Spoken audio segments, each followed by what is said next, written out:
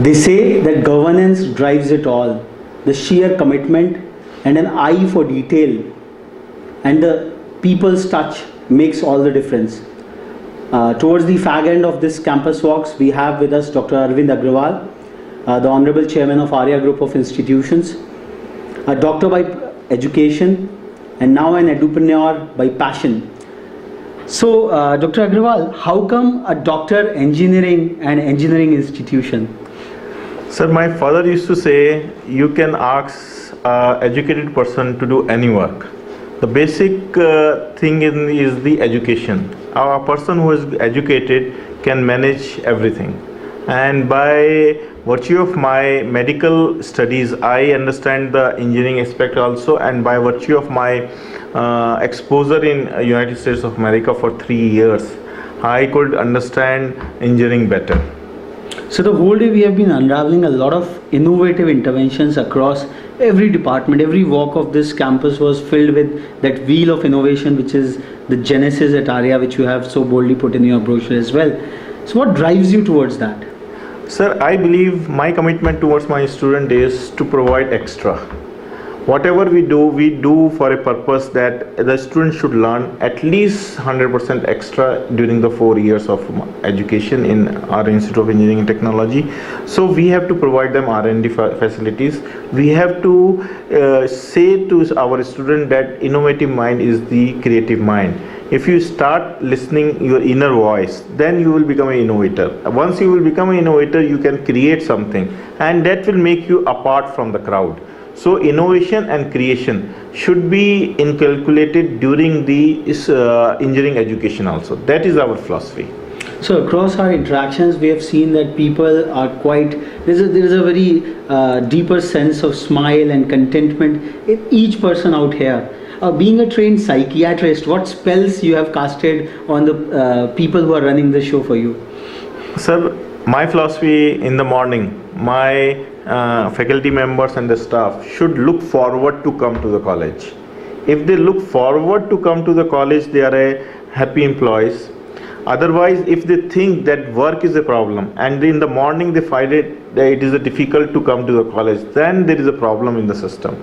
We make a whole complete ecosystem and we impresses to our faculty member that it is your karma and you should come happily to the campus and deliver whatever it is required and the teaching, whatever it is required to the student happily. Whatever, but a sense of happiness and a sense of commitment towards the student has to be there so that you don't think work as a burden.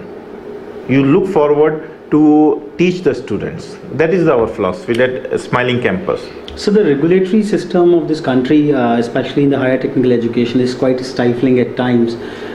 There have been changing paradigms in regulation. What are the core challenges which you have been facing in terms of regulation, in terms of innovation?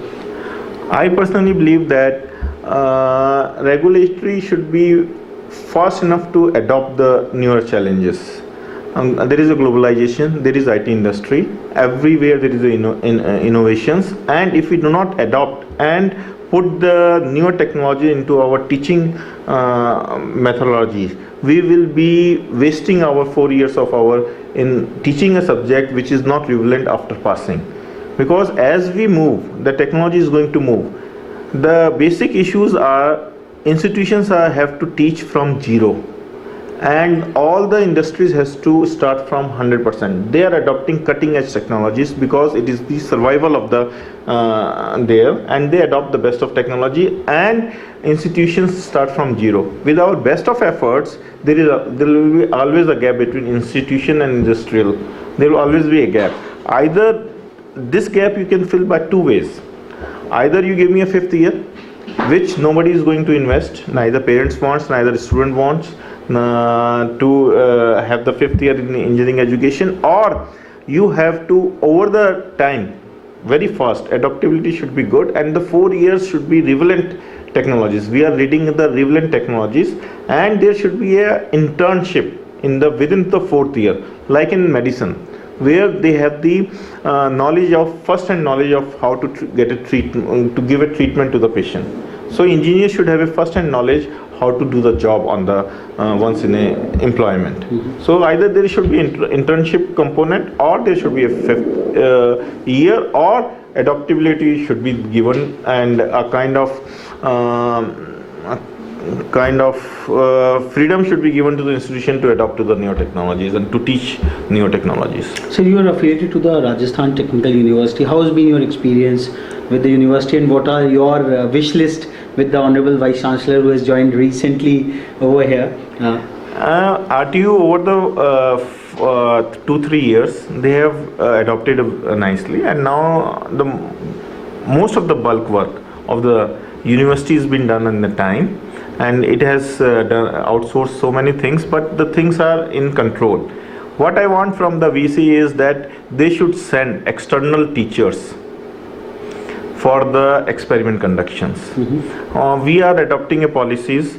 Where external teachers are not coming in the during the practical sessions of RTU, and there should be external teacher. There should be a pressure point. The student should learn that external has come, and we have to perform in front of the external.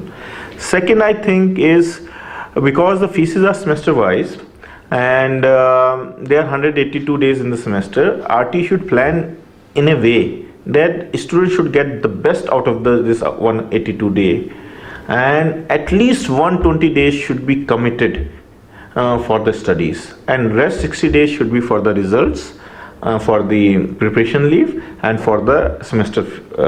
What we are doing is, actually what is happening is, the working days are coming less than 85 days.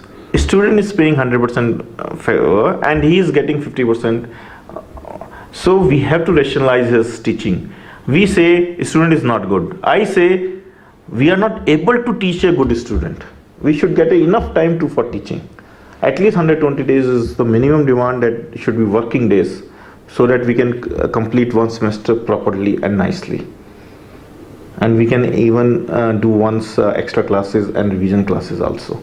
But unfortunately we are not getting this time, and unfortunately for the part of the student, they are paying it, but because of the mismanagement of the time, they are not getting this time.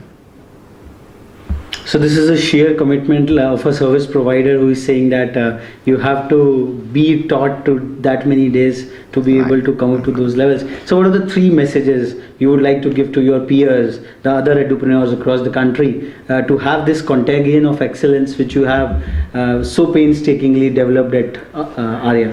I must say that globalization is the norm of the day.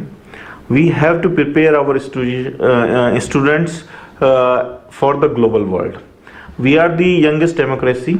Our engineers are going to go to Europe, because go to USA, because their demographic profile is decreasing, and we are the workforce. So we have to prepare our engineers and the students for globalization.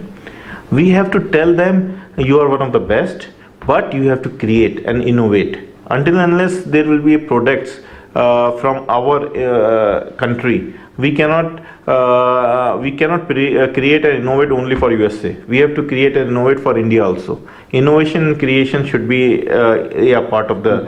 And third, I would like to say that provide them the best of the facilities, because all engineering colleges are in a sense have grown to a point where they should keep student benefit and student welfare paramount, and they should devote their resources, time more towards the students.